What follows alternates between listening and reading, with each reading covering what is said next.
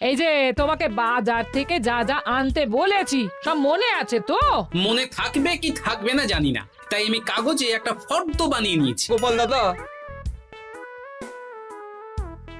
পুটির মায়ের দাঁতের যন্ত্রণাটা আরো বেড়েছে। কাল সারা রাত যন্ত্রণায় ছটফট করেছে।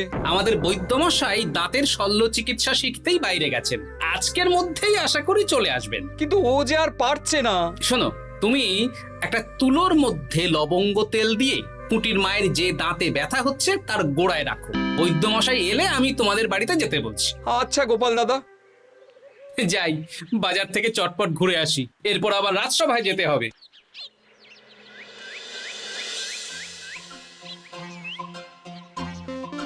উফ, কি গরম রে বাবা, ছাতা নিয়ে বেরোলে ভালো হতো।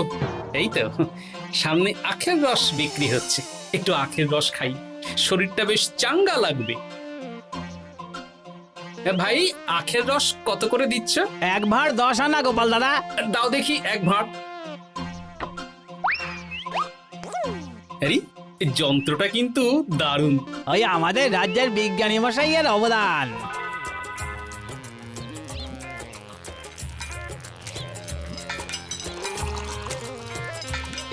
এই নাও গোপাল দাদা।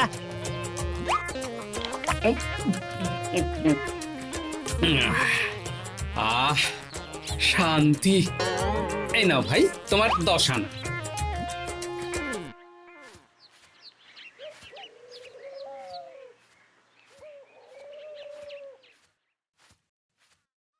কি রাজবৈদ্য, এই ফিরছ নাকি? হ্যাঁ, এতদিন আমি দাঁতের চিকিৎসার ব্যাপারে তেমন কিছুই জানতাম না, এবার সব শিখে এসেছি। ভালোই করেছো, তুমি একেবারে প্রথম রোগীকে দেখে তারপর রাজসভায় এসো। প্রথম রোগী? পুটির মা গো, কালকে সারা রাত যন্ত্রণায় ঘুমোতে পারেনি। আরে আর বলো না, কদিন আগেই পুঁটির মাকে নিয়ে পুঁটির বাবা আমাদের বাড়িতে এসেছিল। দেখলাম ওই বাড়ির দাঁতে বিস্তর সমস্যা। সেই জন্যে দাঁতের শল্য চিকিৎসা শিখতে চলে গেলে? ঠিক তাই, আমি ব্যথা কমার পথ্য দিয়ে এসেছিলাম। দেখি এবার দাঁতটা তুলেই দিতে হবে। তাহলে তুমিও পুটিদের বাড়িতে যাও, আমি বাড়িতে থলে রেখে আসছি। আজ না হয় দুজনে একটু দেরি করেই রাজসভায় যাব। বেশ বেশ।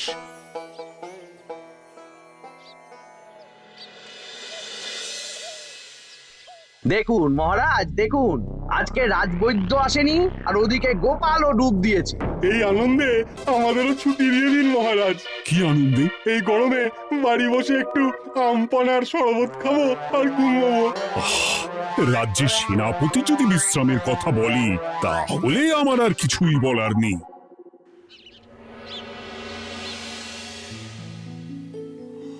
এই তো দাঁতটা পুরো পোকায় খেয়ে নিয়েছিল। এখন দুদিন কোনো কথা বলা যাবে না, শুধু জল বা তরল জাতীয় খাবার খাবে।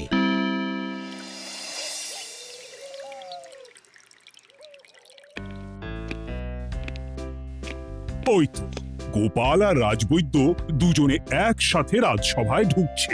রাজবৈদ্য মশাই ওনার জীবনের প্রথম শল্য চিকিৎসা করছিলেন, তাই আমিও দেখছিলাম। তা কি রাজবৈদ্য, সফল হয়েছ?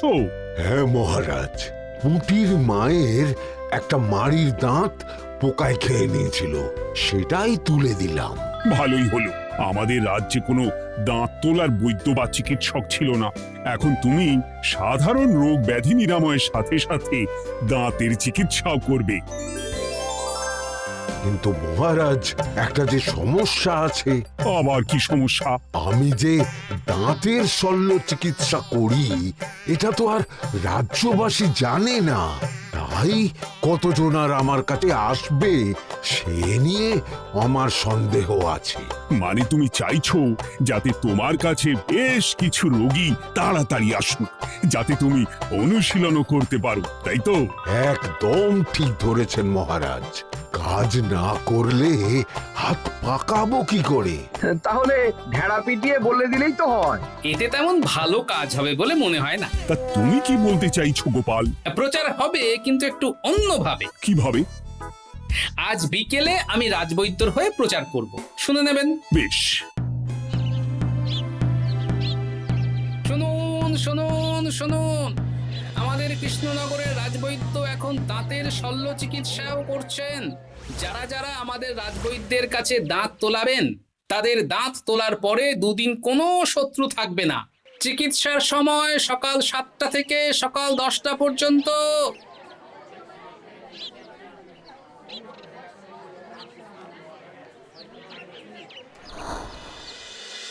এসব তুমি কি উল্টো পাল্টা কথা বলছো গোপাল? উল্টো পাল্টা না, আপনি দেখুন না আপনার বাড়িতে লোকজন আসে কি না। আর কেউ যদি জিজ্ঞাসা করে যে এই রকম প্রচারের কারণটা কি, তাহলে বলবেন রাজসভায় আমার সাথে কথা বলতে আমি বুঝিয়ে দেব। বেশ।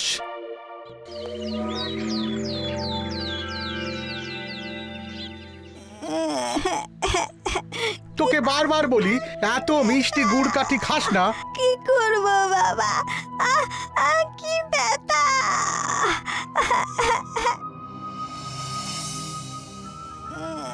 বাড়ি আছেন নাকি বৈদ্য মশাই? হ্যাঁ, আছি আছি। এই আমার ছেলেটার না দাঁতে খুব ব্যথা দুদিন ধরে। দেখছি। তা আপনাকে তো এই রাজ্যে আগে দেখিনি। আমি পাশের রাজ্য থেকে আসছি। শুনলাম আপনার কাছে দাঁতের শল্য চিকিৎসা করালে আগামী দুদিন কোনো শত্রু থাকবে না। ঠিকই শুনেছেন। বেশ, তাহলে বলুন কেন থাকবে না? আগে চিকিৎসাটা করি, তারপর বলছি।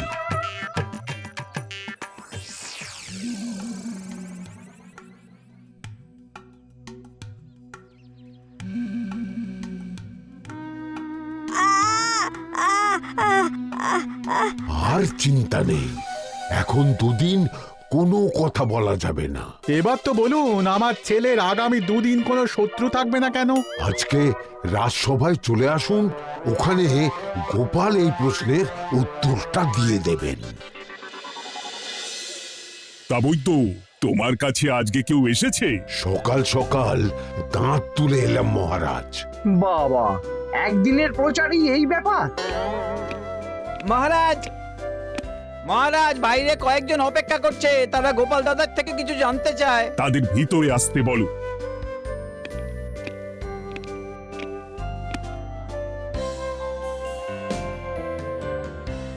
আজ আমার ছেলে বৈদ্য মশাইয়ের কাছে একটা দাঁত তুলিয়েছে। আমি জানতে চাই প্রচার অনুযায়ী আমার ছেলের নাকি আগামী দুদিন কোনো শত্রু থাকবে না, সেটা কেন বলা হয়েছে? আমরাও জানতে চাই। বলতে পারি, কিন্তু কথা দিতে হবে। এই কারণটা বাইরে আর কাউকে বলা যাবে না। বেশ, বলবো না। বাংলায় একটা প্রবাদ আছে, বোবার শত্রু নেই। মানুষ সাধারণত কথার বিনিময়ে মতবিরোধ, বিবাদ বা শত্রুতা করে। যে ব্যক্তি কথা বলতে পারে না, তাই তার সঙ্গে কথা বলে মতবিরোধ হওয়ার কোনো সুযোগই নেই। মানে যার যার দাঁত তোলা হবে তারা তো আগামী দুদিন কথা বলতে পারবে না। আর কথা না বললে কোনো বিবাদ হওয়ার ব্যাপার নেই। আর বিবাদ না হলে কারো সাথে শত্রুতাও হবে না। কি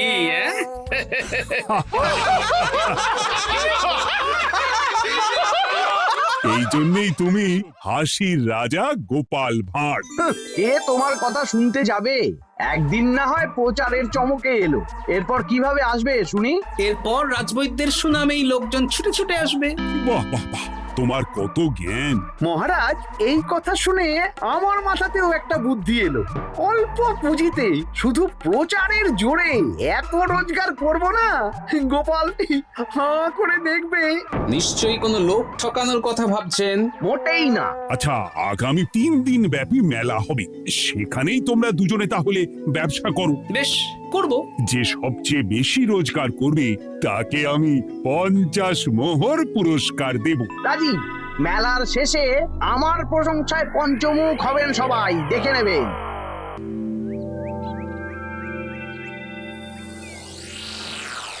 খুব তো বড় মুখ করে বলে এলেন যে ব্যবসা করবেন মেলার মাঠে। তা আপনি কি ব্যবসা করবেন শুনি? ভাগ্য পরীক্ষার দোকান দেব। মানে?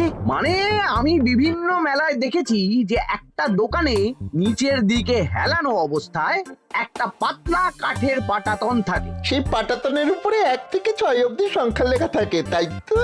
হ্যাঁ, যারা মেলায় ভাগ্য পরীক্ষা করতে আসবে তাদের ফাঁপা লোহার 6টা বল দেয়া হবে।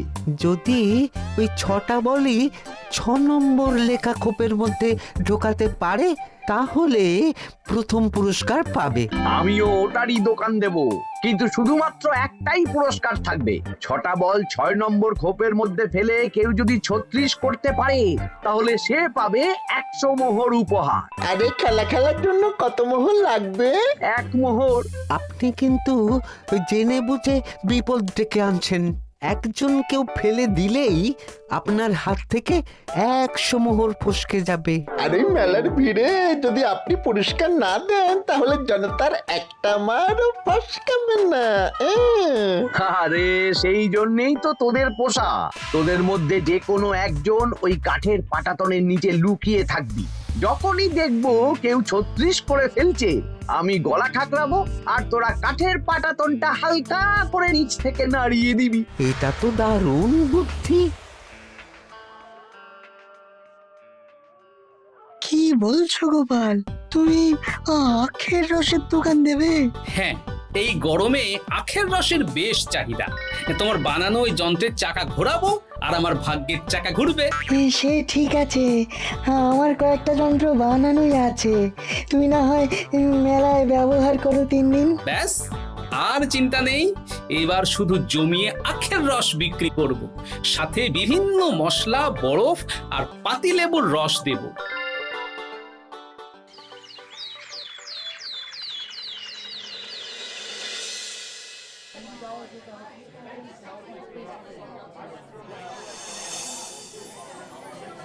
এই দোকানের পানীয় খেয়ে মন হবে বশ।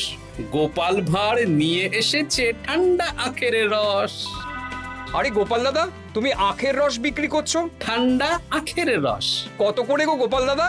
1 ভাঁড় মাত্র 10 আনা। 6 ভাঁড় দাও। এক্ষুনি দিচ্ছি। আসুন আসুন আসুন, সবাই আসুন। আসুন আসুন আসুন, এদিকে আসুন, এদিকে আসুন, ভাগ্য পরীক্ষা করুন। 1 মোহরে 100 মোহর।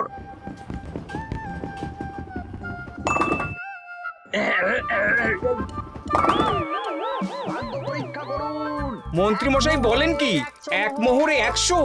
তুমিও ভাগ্য পরীক্ষা করাবে নাকি? একবার বাজিয়ে দেখতে দোষ কি? দাও, আখের রস খেয়ে বরং চলে যাই। এই তো হয়ে এসেছে। এই নাও, ধরো।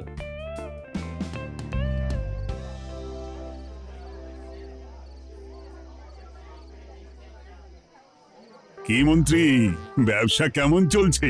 ভালোই। আপনি একবার ভাগ্য পরীক্ষা করে দেখবেন নাকি মহারাজ? না না না, আমি এসবে নেই। জানি আপনার কাছে 100 মোহর নস্যি, তবুও 1 মোহরের বিনিময়ে চেষ্টা করে দেখুন না। আচ্ছা, এত করে বলছো যখন, দেখি। 1 মোহরে 6টা বল। বাবা বাবা বাবা, দেখুন মহারাজ চেষ্টা করে।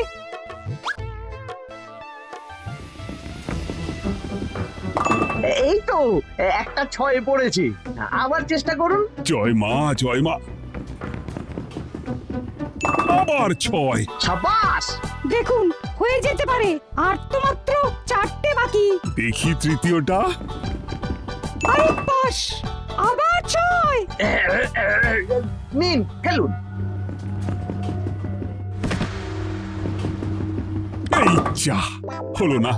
আরেকবার প্রথম থেকে চেষ্টা করবেন নাকি মহারাজ?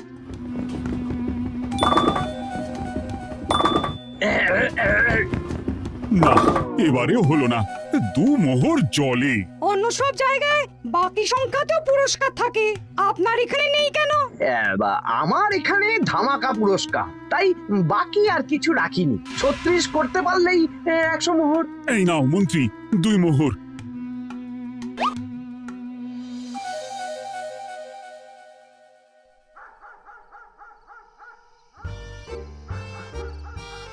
কি মন্ত্রী মশাই, আর তো মেলায় লোকজন নেই, বাড়ি যাবেন না? তুমি যাও না, আমি একটু পরে যাব। বেশ, আমি এগোলাম। গোপাল আর মন্ত্রী, তোমাদের কার কেমন রোজগার হয়েছে একদিনে? মহারাজ, কালকে আমার 7 মোহর 20 আনা রোজগার হয়েছে। আমার 70 মোহর, কিন্তু খরচ কিছুই হয়নি, কারণ কেউ 36 করতে পারেনি মহারাজ। বাহ বাহ বাহ, আমি তো বলেছিলাম আমি যখন ব্যবসা করব গোপাল আমার ধারে কাছে দাঁড়াতে পারবে না। বেশ, এখনো তো আজ আর কাল দুদিন মেলার বাকি আছে। দুদিনেও আমার দুটো কানা করিও খরচ হবে না, শুধুই রোজগার। গোপাল যতই প্রচার করুক আর যতই ভালো আখের রস বানাক না কেন, আমার ব্যবসাকে টপকাতে পারবে না। ঠিক আছে, আজকে আমি একবার ভাগ্য পরীক্ষা করে দেখবো। আমার দোকানে সুস্বাগতম। নাও সেনাপতি, চেষ্টা করে দেখো। দিন বল। আমিও সেনাপতির খেল দেখতে এলাম। প্রথম বল, এই যে গড়িয়ে গড়িয়ে গড়িয়ে 6 নম্বর, সাব্বাস সেনাপতি। আবার 6, তৃতীয়, চতুর্থ, পঞ্চম। আরেকটা ফেলতে হবে। নাও সেনাপতি, ষষ্ঠ বল, এই যা, হলো না। এটা কি হলো? আবার চেষ্টা করো তো সেনাপতি। হ্যাঁ, 3টে হয়ে গেছে, এবার 4 নম্বর। এই যা, 4 নম্বরে চলে গেল। ধুর চাই। ব্যাপারটা কি? মন্ত্রী মশাই গলা খুসখুস করার পরের বলটাই পরপর দুবার অন্য ঘরে পড়ল। নিশ্চয়ই কোনো রহস্য আছে। না, আজকে রাতে ব্যাপারটা দেখতে হবে। চলুন মন্ত্রী মশাই, পুরো মাঠ ফাঁকা, একা একা মশা মারবে নাকি? আমি পরে যাব, তুমি যাও তো। বেশ। ব্যাপারটা কি? আমাকে তো নজর রাখতে হচ্ছে। না, একটা গাছের পিছনে লুকিয়ে পড়ি, মন্ত্রী মশাই গেলে ওনার পিছু নেব। দেখুন মন্ত্রীমশাই, পরপর 2 দিন আমি পাটাতনের নিচে ছিলাম। আগামীকাল ঘরটাকে থাকতে বলুন। বেশ, তাই হবে। আর অত জোরে গলা খাঁকড়াবেন না, কেউ যদি সন্দেহ করে ব্যাপারটা বুঝে যায় মুশকিল হয়ে যাবে। আরে কেউ বুঝবে না, অনেক রাত হলো, চল চল চল চল চল। আচ্ছা, এই ব্যাপার। তাই ভাবি 2 দিন ধরে একটাও কেউ পারলো না কেন? কাল আমিও মজা দেখাবো।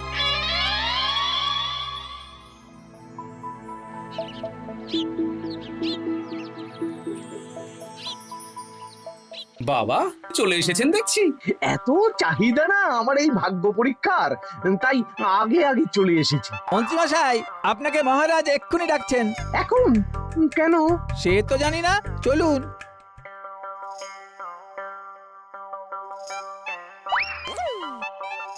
এই বেটা ঘটা, এবার বেরো। এ কি গোপাল দাদা, তুমি? হ্যাঁ আমি। খুব চালাক ভেবেছিস না? মন্ত্রী মশাইয়ের খেলা আজকে শেষ। প্রহরী, একে ধরে নিয়ে যাও।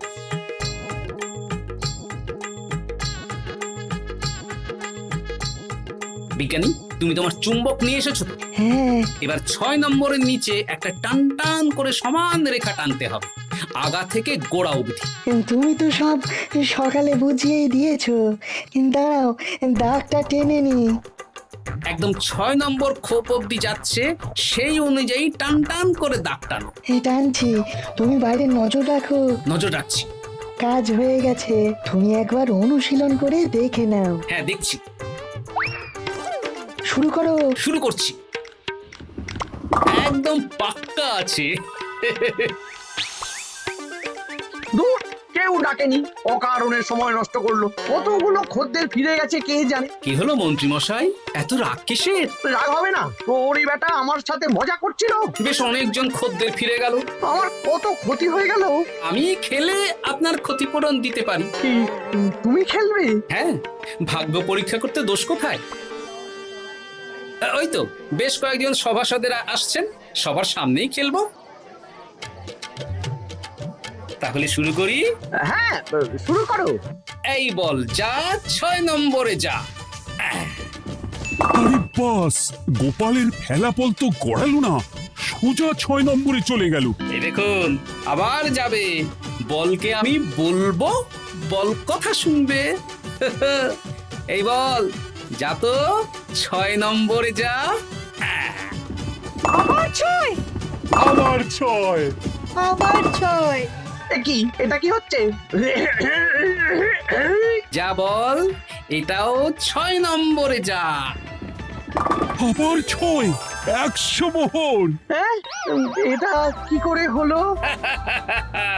দিন মন্ত্রী মশাই, 100 মোহর দিন। ইয়ে না মানে মন্ত্রী দাও বলছি। আমি আবার খেলবো। 6 আবার 6। আবার 100 মোহর। আর নেই। এই ঘটা আর কি করছিসটা কি? ঘটা নেই মন্ত্রীমশাই, আমি আছি। আর আছে আমার চুম্বক। মানে মানে তোমার কারসাজি ধরা পড়ে গেছে মন্ত্রী। গোপাল আমাদের সব বলেছে। আপনি যেমন ছলনা করে ভাগ্য পরীক্ষার ব্যবসা করছিলেন, তেমনি গোপালও ছলনা করে আপনার ব্যবসা উল্টে দিল। তাহলে শেষমেশ কে জিতলো? হাসির রাজা, জ্ঞানীর রাজা, রসিক রাজা গোপাল ভাঁড়। লোকের ভাগ্য পরীক্ষা করছিলাম আর আমার